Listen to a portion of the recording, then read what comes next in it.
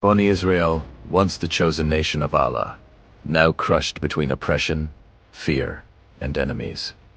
O Allah, we have become weak. And then Allah chose a boy whose heart feared only Allah, whose courage was spoken of by all.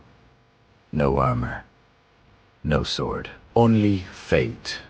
And history was written where faith triumphed and power was defeated. This was not just a battle, it was a decree of Allah, where a small boy changed the destiny of a battlefield, the era of oppression. This happened at a time when Bani Israel lived in the lands of Sham and Palestine. The oppressors said, "Our God has favored us."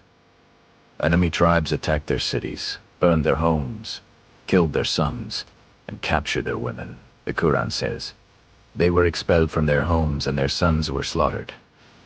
Each city fought alone, and every battle ended in defeat. The leaders of Bani Israel said, "We disobeyed Allah, and now we have become slaves on our own land. Our enemies mock us. Taloot becomes king." They went to their prophet Samuel, peace be upon him, saying it was easy, but Allah wished to test their intentions. Then Allah's command came. Allah has appointed Taloot as your king. Taloot was neither a wealthy prince nor a famous leader, but Allah granted him strength of body and depth of wisdom. The people protested. How can Taloot be king? He has no wealth, no royal lineage. And here Allah established a principle. Allah grants kingship to whom He wills, and Allah is all-knowing. Taloot was chosen because he had the courage to stand against oppression. He traveled city to city, uniting the scattered nation, reminding them, honor does not come from swords, but from obedience to Allah. But this was only the beginning. The childhood of Dawood AS on the same land. A shepherd was being prepared by Allah. Hazrat Dawood, peace be upon him. Tafseer, Ibn Kathir, narrates, one evening, as the sun was setting and the forest grew silent, a lion suddenly attacked his flock. Dawood AS took Allah's name and grabbed the lion's jaws. Allah placed such strength in his hands that the lion was subdued.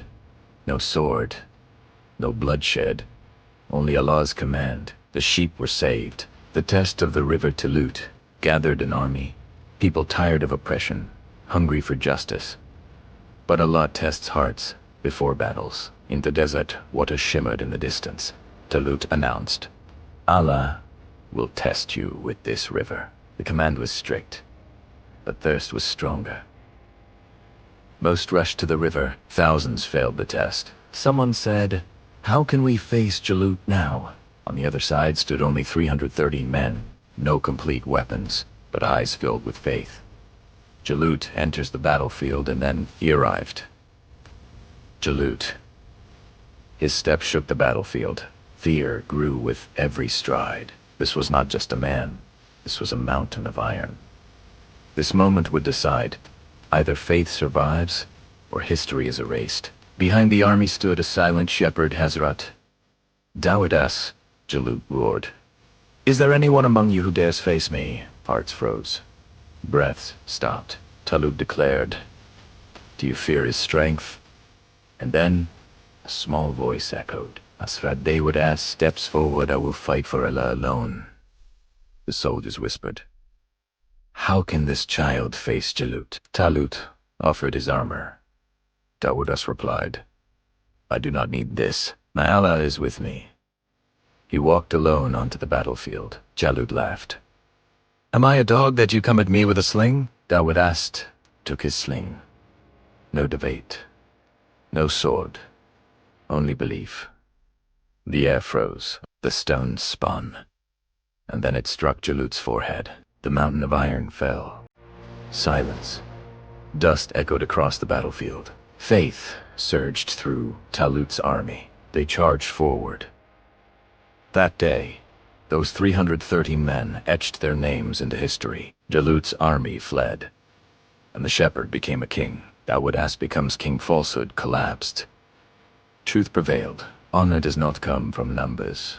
It comes from Allah's help. The Qur'an says, the sign of their kingship was Tabuta Sakina, carried by angels. According to Tafseer, Ibn Kathir, It contained relics of Musa AS and Harun AS, and the Book of Allah. Allah showed, when a servant humbles himself, Allah elevates him. A shepherd, conclusion, and lesson. This message was not only for that era, when truth stands alone, when falsehood towers like a mountain. Remember, Allah still helps those who believe. If you believe in truth today, write Alhamdulillah in the comments and thank Allah. Don't forget to like and subscribe.